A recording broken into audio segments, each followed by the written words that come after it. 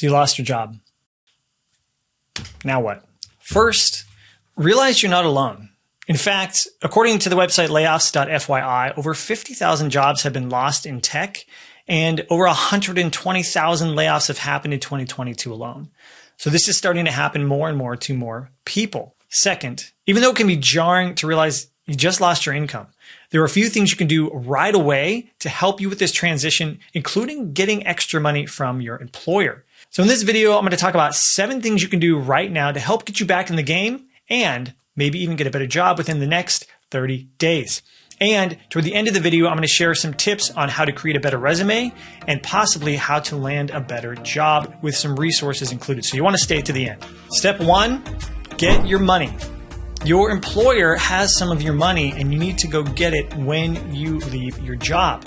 So number 1, that includes unpaid leave or vacation time that you've accrued. You can have that paid out. So you just need to check with your HR department and ask them, when is that going to be paid out? Typically it's on your last paycheck, and just make sure the numbers are accurate. So make sure you get access to all of your money. And number 2 is if you have a workplace retirement account, like a 401k account, make sure you have access to that when you're no longer connected to the company. Make sure you know how to log into your account, and you might want to roll that money out of your 401k plan into something like an IRA. What that allows you to do is have more control of your money, and typically workplace 401k accounts, they have higher fees and they usually have way worse selections of different funds. So I highly recommend rolling over your 401k into just like an IRA like Vanguard or Fidelity.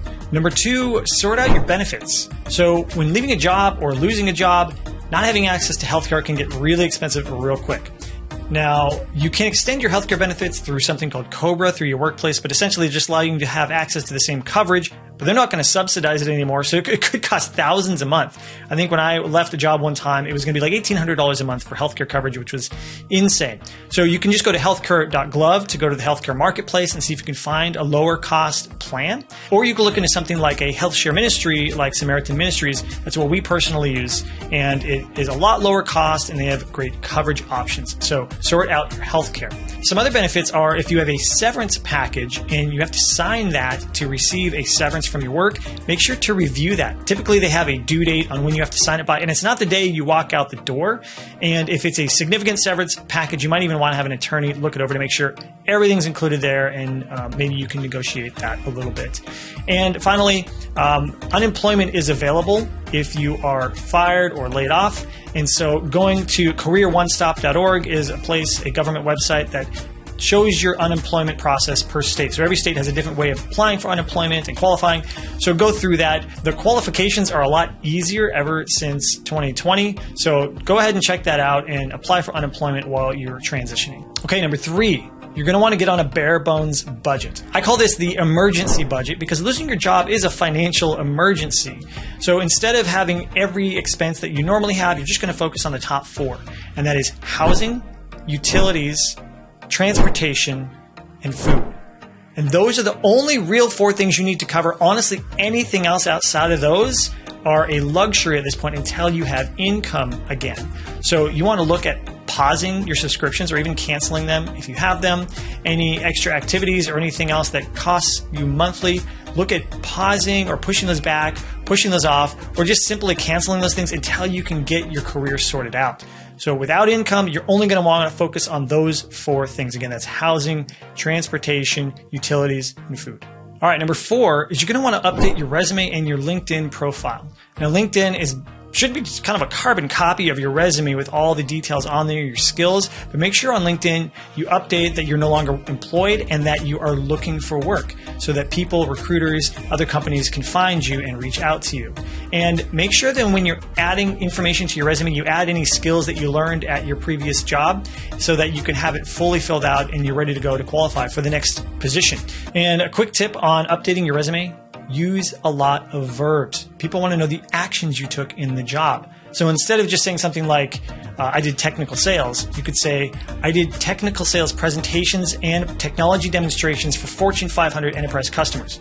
Way more specific, way more actionable, and it allows people that are looking to hire you to know what you're capable of. So just add lots of verbs to your resume and make sure all those actions are in there. Every line in your resume should include some sort of action. Tell people what you actually did, not just what you accomplished. All right, number 5, tell everyone. Tell everybody you lost your job. Don't be ashamed of it. You can't be worried about what other people are going to think, because most people just want what's best for you. So if you go on your social media or on LinkedIn and just say, hey, I am no longer working at this company and I'm actually looking for work, you can actually find a lot of opportunities that way, especially if you have a decent network on somewhere like LinkedIn or Facebook. You might know somebody who knows somebody that's looking for the skills that you have. So state your passions, your skills, let people know you're looking for work. And this could be one of the best ways to land an even better opportunity. All right, number 6, while finding a new full-time job is the number 1 priority, if you need immediate money, you can do some freelance or contract work in the meantime. So places like Fiverr are a place that you can list your skills and services and just perform remote work for clients on a contract by contract basis and just earn some quick cash. And if you are more of a highly skilled like tech employee, there's a place called TopTal, and they have a lot more robust onboarding process, but then you could get contract work with big companies like Microsoft. So listing your skills or your resume on there could be even a better way to get higher paying contract-based work. And headhunters, as they call them, or recruiters, can help you find contract work as well. And sometimes they have very high hourly rates. I've done a couple of contracts in the past into Microsoft and was able to command a high hourly rate. So that working with a recruiter is not a bad way to just get some quick work going while you're transitioning into a new full-time position. And who knows, working for those clients, you might be able to get hired on directly as well. So doing freelance work is a great way to get your foot in the door, but also get some quick cash in the door as well. All right, and number 7 is to apply for jobs like it's your job.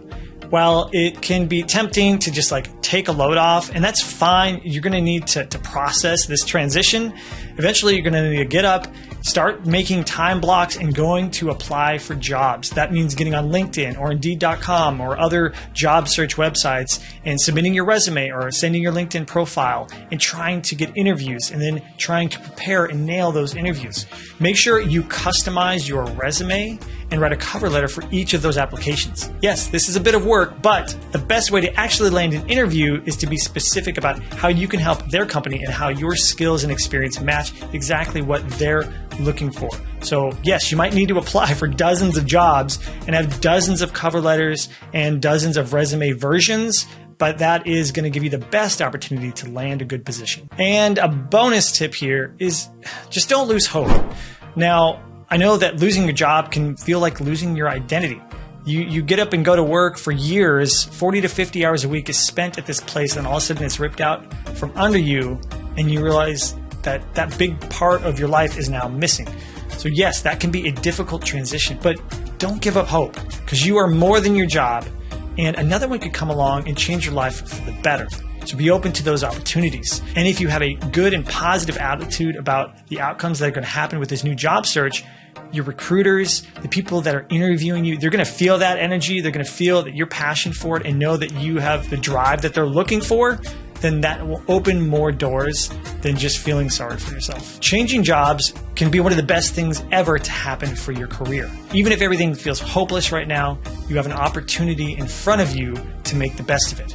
And I hope these tips can help you take some action right now and actually make a change. And if you know anybody that has just lost their job, or maybe they're about to, or they're worried about losing their job, and you think they would benefit from this video, feel free to share that with them. And if you like videos like this, hit the thumbs up button down there and subscribe so that I know that you want more videos like this. And if there's anything missing from my list, if there's some people that have gone through different types of job transitions, or if you've been laid off, or you've been fired, or you quit your job, and you have any tips that I didn't put in this video, drop them in the comments below so other people watching this video can get helped as well. So thanks for being here. I hope the best for you and your future. You got this.